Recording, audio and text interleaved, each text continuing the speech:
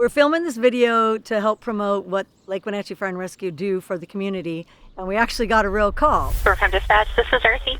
I have a parks unit calling out a vehicle fire at the Lake Wenatchee State Park. State Route 207 at the North Park entrance.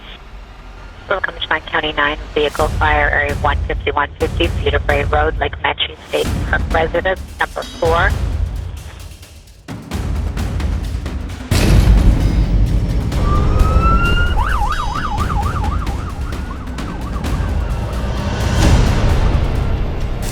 Rivercom, engine 93 on scene. Engine 93 on scene.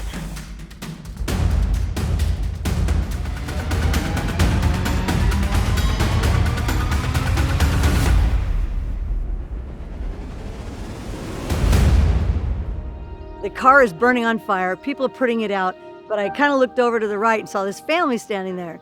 I noticed that they all looked calm and happy. And I'm like, oh my gosh. I'm looking at the kids. There's no cuts, no bruises. Like, they look okay. They opened up the trunk and they brought wedding presents out, and we saw a wedding veil and a wedding dress. And I'm like, oh my gosh, this was really important. This was huge. So I had to go over there because I do things like that. And they said something like, it happened so quick. By the time they called, they said, I swear in 1 minute, everybody had come in. And they said, all the different people, it was so calming. They got out, they did their work, they worked together, they're putting it out. People came to us and kept us updated. And she said that felt like we were part of solving the problem and not like a victim of the problem. And the family was like, I think relatively okay with the worst day in their life, probably, their scariest day. I had the tingles because this is what we're making the video for. What Lake Wenatchee Fire Rescue does, the volunteers, the work people, we helped a person's life. It just made me feel like I did something for this community today, and that feels so good. We are Lake Wenatchee Fire and Rescue, and we serve about 100 square miles of rural wilderness area. We serve communities of Plain, Lake Wenatchee, Merritt, Chihuahua Pines, Ponderosa. We have 5 stations. We have about 60 volunteers. We are primarily community-based fire department. We run calls 365 days a year. We do summer wildland firefighting and structural firefighting, and we run EMS calls up here. We provide winter rescues through snowmobiles over about 200 miles of snowmobile trails. We do swiftwater rescue. We do backcountry rescue for hikers and other folks that get lost in the wilderness around our district. We serve about 3,500 residents, but we also get weekends where we can have 20 to 30,000 people in the greater area during recreational times. For where we are, we do a great job responding, but as the community continues to evolve and grow, we're going to struggle with that. It's one of the messages we get from insurers is that they want to see 24-hour staffing, and currently none of our stations have the ability. They don't have bedrooms, they don't have kitchens, they're not prepared for 24-hour staffing. We're all at home or work or wherever we happen to be, and a page comes out, and you got to get to a station someplace. There's extra time that goes into being able to respond to any kind of fire situation.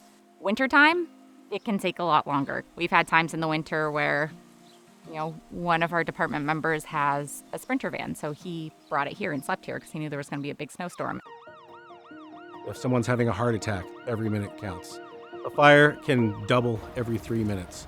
10, 15 minutes can make all the difference in the world for saving a house. If you have a 6-minute delay in a response time, then that means that fire has doubled twice.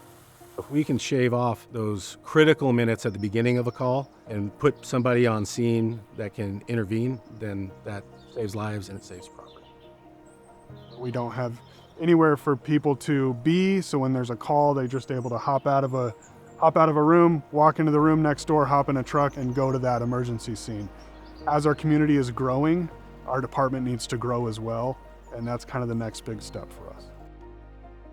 We are at 120% capacity.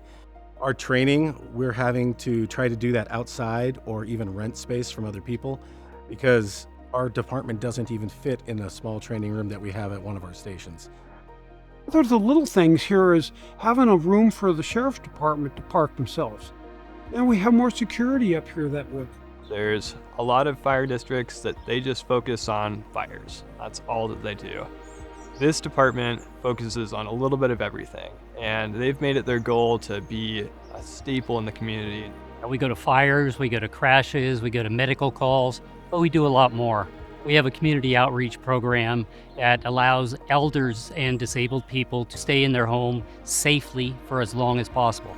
I started feeling pain in my jaw, went down my arms, and my arms were heavy, and called to my husband, and he called 911, and these amazing people showed up. And I was mowing my lawn.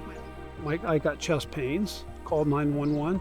Eventually got me in the ambulance, got me down to where I needed to be, and here I am.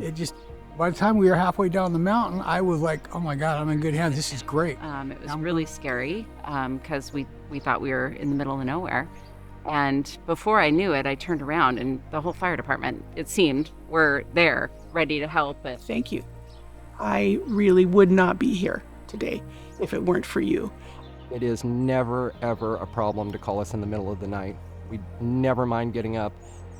That hearing the tones go off and jumping out of bed, putting your gear on, and coming to help somebody is one of the best parts of the job. Our chief is incredibly good at using the dollars that we have. At the end of the day, we might not have as much as we would like to be able to serve our community the best.